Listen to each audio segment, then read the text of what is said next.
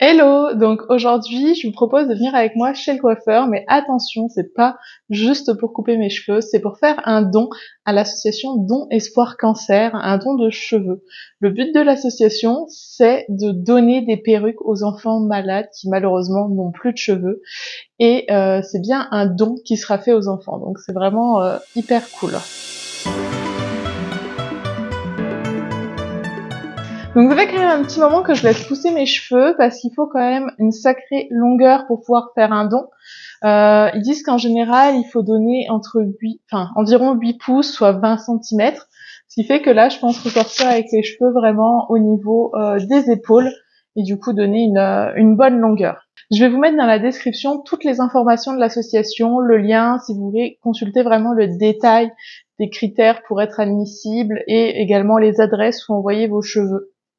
Moi, j'ai pris rendez-vous dans un salon de coiffure sur Beaubien, que je connais pas parce que je suis pas encore allée me faire couper les cheveux au Canada, mais qui a l'air bien noté sur Google, donc on verra. Quand j'ai appelé pour prendre le rendez-vous, je lui ai tout de suite dit qu'il y aurait aussi le fait qu'il faut couper les cheveux parce qu'il y a quand même une certaine manière de les couper pour les donner, et elle m'a dit qu'il n'y avait pas de souci. Donc vraiment, si vous voulez faire la même démarche, juste assurez-vous que tout soit ok. Pour info, on m'a souvent dit que au Québec, les coiffeurs étaient assez chers, donc là, j'en ai pour 45 $ avec taxes pour la coupe, donc je trouve que c'est encore raisonnable, ça fait comme 30 €. Ça me semble être à peu près les mêmes prix qu'en France. Donc du coup, pour donner vos cheveux, il y a quelques critères à respecter. Il faut qu'ils soient propres et secs.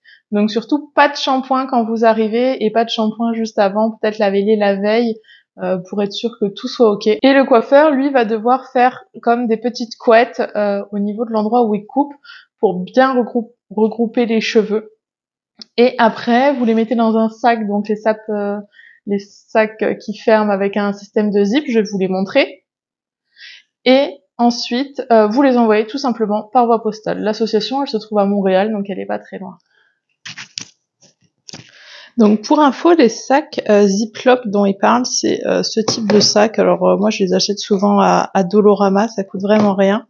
Et en gros, ça ressemble à ça. Et l'avantage, c'est que vous pouvez vraiment les fermer avec un système de zip ici. Donc ça y est, j'ai pu couper mes cheveux.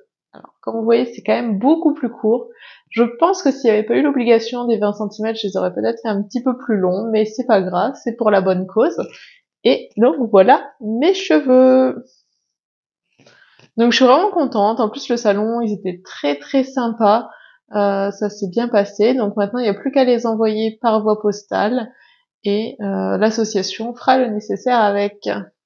Donc ils ont commencé par me demander quelle longueur je voulais vraiment conserver pour mes cheveux. Donc moi j'avais dit à peu près au niveau des épaules, mais bon, j'étais prête à couper en fonction de ce qu'il fallait pour que ce soit vraiment un don utile. Et par rapport à ça, donc ils coupent un petit peu en dessous de ce qu'on leur dit, parce qu'ils vont d'abord couper les couettes et après ils vont réégaliser, parce que quand ils coupent les couettes, forcément ça nous fait pas une belle coupe toute droite. Donc voilà. Je vais envoyer du coup mon don par voie postale. Je vous mets l'adresse en tout cas dans la description si vous avez envie d'en faire de même. Bye! Et donc j'ai mesuré les mèches qui m'ont coupé et j'ai fait un nombre de 26 cm de cheveux. Donc j'espère que ça pourrait être utile et qu'ils pourront en avoir un usage qui feront plaisir à quelqu'un.